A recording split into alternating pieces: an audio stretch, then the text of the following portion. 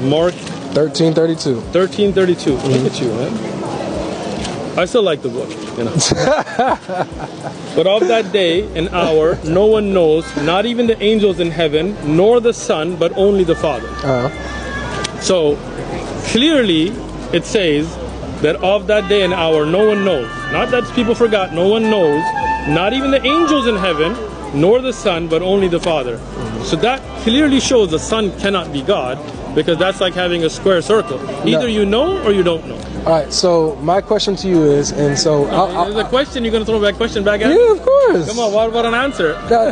This is how Jesus answered. He answered with questions a lot of times. All right. So the first thing that I'm going to ask you is, what is your assumption? Because you're obviously assuming that he's saying, using the word "no" in a form of ignorance, right? I'm just reading. Okay. So what is? I'm not assuming. Have you read? I think you know the English. Have you read the? Have you read the previous verses before that? Sure. So what's it about? Assuredly, I say to you. No, what's it about?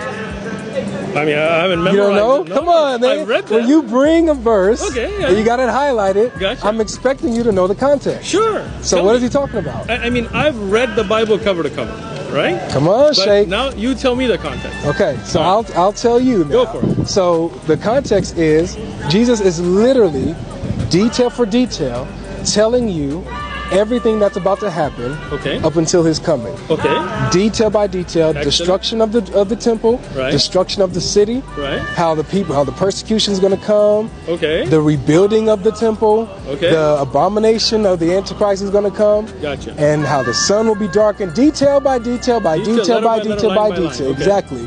And then all of a sudden says, oh, well, no one knows the day of the hour, not even the Son, but the Father in heaven. Okay. So I'm going to ask you this: does it make? I don't think that was an answer. No, does it make sense to you? I'm just trying to put this in perspective. Right. Does it make sense to you, for number one, Jesus to lay out everything that's going to happen on that day, up until that day, and say that he doesn't know when he's going to come? Makes perfect sense. It doesn't make sense at all. The Bible doesn't make sense. No, your understanding of that doesn't make sense. Let me ask. No, I'm not done. You asked the question. Does it make sense? I mean, you said it makes. You said it makes perfect sense to you. So let me just.